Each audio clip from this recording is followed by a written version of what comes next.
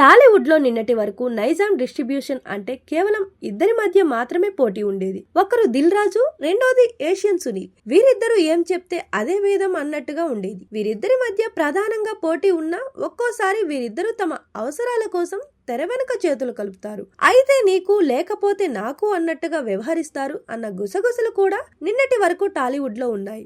ఎప్పుడైతే నైజాం పంపిణీ రంగంలోకి మైత్రి మూవీస్ ఎంటర్ అయిందో, అందులోనూ ఈ ఏడాది సంక్రాంతికి హనుమాన్ సినిమా విజయవంతంగా పంపిణీ చేసిందో, గత ఏడాది సంక్రాంతికి 2 సొంత సినిమాలు, అందులోనూ పెద్ద హీరోలు అయిన చిరంజీవి వాల్తేరు వీరయ్య, బాలకృష్ణ వీరసింహారెడ్డి సినిమాలోనూ పంపిణీ చేయడం, 2 సూపర్ హిట్ అవడం, పైగా 2 తమ బ్యానర్ లో తెరకెక్కిన సొంత సినిమాలు కావడం, ఇక హనుమాన్ కని విని ఎరుగని రేంజ్ లో పాన్ ఇండియా స్థాయిలో బ్లాక్ బస్టర్ హిట్ కావడంతో మైత్రి మూవీస్ కు తిరుగు లేకుండా పోయింది. ఇప్పుడు మైత్రి వాళ్ళను అందరూ నమ్ముతున్నారు, వాళ్ళ వెంట పడుతున్నారు.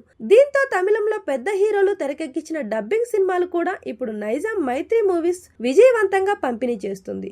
ఇప్పుడు అసలు లెక్కలు బయటకు వస్తున్నాయి. నిన్నటి వరకు నిజమైన కలెక్షన్లు బయటికి వచ్చేవి కావు. అవి ఎప్పుడైతే బయటికి రావడం మొదలు పెట్టాయో చాలా మంది మైత్రి మూవీస్ వెంటపడడం మొదలు పెట్టారు. తమ సినిమాలను మైత్రి మూవీస్ కి ఇచ్చి పంపిణీ చేయాలని చూస్తున్నారు. పైగా డిసెంబర్ 5న ఆ సంస్థ నిర్మించిన పుష్ప 2 లాంటి భారీ బ్లాక్ బస్టర్ సినిమా రిలీజ్ అవుతుంది. నిన్నటి వరకు టాలీవుడ్ లో నైజాం డిస్ట్రిబ్యూషన్ అంటే దిల్ రాజు వర్సెస్ ఏషియన్ సునీల్ గా ఉన్న పోటీ ఇప్పుడు మైత్రి శశి ఎంటర్ కావడంతో 3 ముక్కలాటగా మారింది.